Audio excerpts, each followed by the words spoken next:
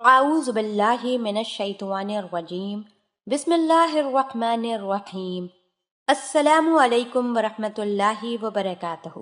پیارے بھائیوں اور بہنوں، میں امید کرتی ہوں کہ آپ سب خیر و عافیت سے ہوں گے۔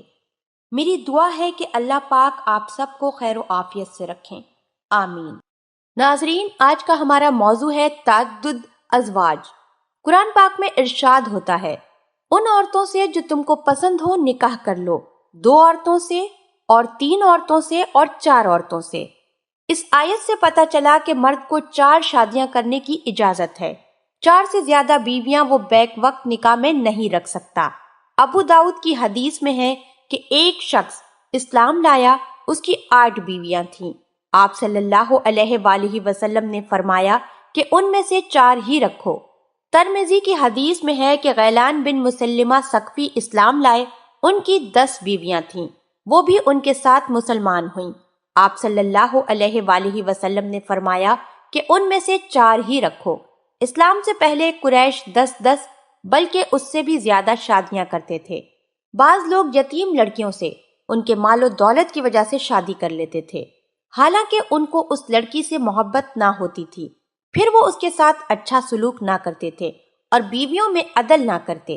اب اگر مسلمان ہو جائے تو سوال یہ پیدا ہوتا ہے کہ وہ کون سی بیویوں کو چھوڑ دے اور کون سی بیویوں کو رکھے، پہلے جن سے نکاح کیا ہے ان کو چھوڑے یا آخر والیوں کو۔ ان احادیث میں ایسی کسی بات کا تذکرہ نہیں کیا گیا، بلکہ ان احادیث سے یہ پتہ چلتا ہے کہ مرد کو اختیار ہے کہ ان میں سے جسے چاہے رکھے، جسے چاہے چھوڑے، خواہ اس نے ان عورتوں سے بیک وقت نکاح کیا ہو یا الگ الگ۔ اور ان احادیث میں پہلی اور آخری کا بھی کوئی ذکر نہیں کیا گیا۔ امام اعظم ابو حنیفہ اور حضرت سفیان ثوری رحمۃ اللہ علیہ نے یہ کہا ہے کہ اگر ان میں سے بیک وقت نکاح کیا تو تمام بیویوں کو اس سے الگ کر دیا جائے گا، اور اس نے الگ الگ نکاح کیا ہے تو اعلیٰ ترتیب پہلی 4 عورتوں سے نکاح صحیح ہوگا، اور 4 کے بعد جتنی ہوں سب کو الگ الگ کر دیا جائے گا۔ اور ائمہ ثلاثہ نے حدیث کے مطابق یہ کیا ہے کہ اسلام لانے کے بعد پھر اس کو اختیار ہوگا کہ وہ ان میں سے جن 4 کو چاہے اپنے نکاح میں رکھے اور باقی کو چھوڑ دے۔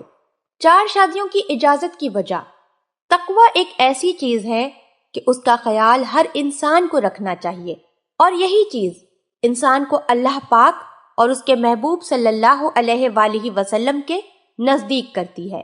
آپ صلی اللہ علیہ وآلہ وسلم نے حجۃ الوداع کے موقع پر اپنے خطبہ میں فرمایا کہ نہ عربی کو اجمی پر، نہ اجمی کو عربی پر، نہ کالے کو گورے پر اور نہ گورے کو کالے پر کوئی فضیلت حاصل ہے۔ اللہ پاک کے نزدیک عزیز ترین انسان وہ ہے جو متقی اور پرہیزگار ہے۔ اللہ تبارک تعالیٰ نے بعض مردوں میں شہوت زیادہ رکھی ہے، اور ایسے مردوں کی ضرورت ایک عورت سے پوری نہیں ہو سکتی، اور یہ ایک ایسی چیز ہے کہ انسان کو اپنے نفس پر قابو پانا مشکل ہوتا ہے۔ لہٰذا اگر ایسے مرد کو دوسری یا تیسری یا چوتھی شادی سے روکا جائے تو نتیجتاً وہ زنا کی طرف مائل ہوگا اور تقویٰ کا دامن چھوڑ دے گا، اور معاشرے میں برائیاں پھیلنا شروع ہو جائیں گی۔ اسلام ایک ایسا نظام ہے کہ جو انسان کے اخلاق اور سماج کی پاکیزگی اور نظافت کا سب سے زیادہ خیال رکھتا ہے۔ وہ کسی ایسے ماحول کا روادار نہیں جس سے معاشرے میں گندگی اور بے حیائی پھیلے۔ اس نے ہمیشہ اس بات کا حکم دیا جس سے پاک و صاف معاشرہ وجود میں آئے۔ یہ ایک حقیقت ہے کہ عورتوں کی پیدائش کی شرح مردوں کی پیدائش سے زیادہ ہوتی ہے۔ اگر ہر مرد طاقت اور استطاعت رکھنے کے باوجود قانوناً ایک ہی عورت سے نکاح کر سکے تو یہ باقی عورتیں کہاں جائیں گی؟ اور اگر ہم معاشرے کا جائزہ لیں تو ہمیں معلوم ہوگا کہ ہر دور میں عورتوں کی تعداد مردوں کی تعداد سے زیادہ ہوتی ہے، اور ہمیں تاریخ سے پتہ چلتا ہے کہ وہ 4 عورتیں ایک مرد کے تناسب سے آگے نہیں بڑھتا تھا، بلکہ اسی تناسب کے اندر گردش کرتا ہے۔ دوسرا یہ کہ ہر سال دنیا میں کہیں نہ کہیں لاکھوں مردوں کی جانیں جنگوں میں ضائع ہوتی ہیں اور عورتیں رہ جاتی ہیں۔ برطانیہ میں جنگ سے پہلے 12,78,350 عورتیں ایسی تھیں جن سے شادی کرنے والا مرد کوئی نہ تھا۔ اب سوال یہ پیدا ہوتا ہے کہ یہ عورتیں کہاں جائیں؟ جس طرح مرد کو اللہ پاک نے قوت شہوت عطا فرمائی ہے، اسی طرح عورتوں کو یہ قوت دی گئی ہے، بلکہ عورتوں میں یہ قوت مردوں کی نسبت زیادہ ہے، لیکن اس کی حیا اس پر غالب آ جاتی ہے۔ اب یا تو یہ عورتیں بغیر شادی کے اپنی زندگیاں گزاریں یا پھر غلط راستہ اختیار کریں، اور تیسری صورت ان کی یہ ہے کہ جو مرد پہلے سے شادی شدہ ہے وہ ان سے نکاح کرے۔ پہلی صورت کے مطابق عورت کا تنہا زندگی گزارنا مشکل ہے، اگر دوسرا راستہ اختیار کرے تو معاشرے میں برائیاں پھیلیں گی۔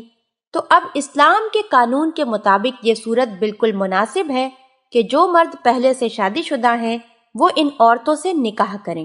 دوسری وجہ تعدد ازواج کی یہ ہے کہ اگر عورت بانجھ ہے اور اس کا کوئی علاج بھی نہ ہو تو اس صورت میں مرد اگر دوسری شادی نہ کرے گا تو قطع نسل لازم آئے گی۔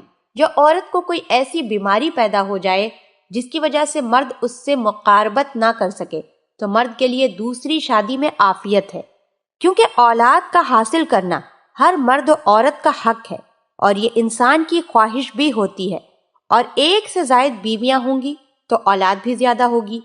آپ صلی اللہ علیہ وآلہ وسلم کے پاس ایک شخص آیا اور اس نے کہا کہ مجھے ایک معزز خاندان کی خوبصورت عورت ملی ہے لیکن وہ بانجھ ہے، کیا میں اس سے نکاح کر لوں؟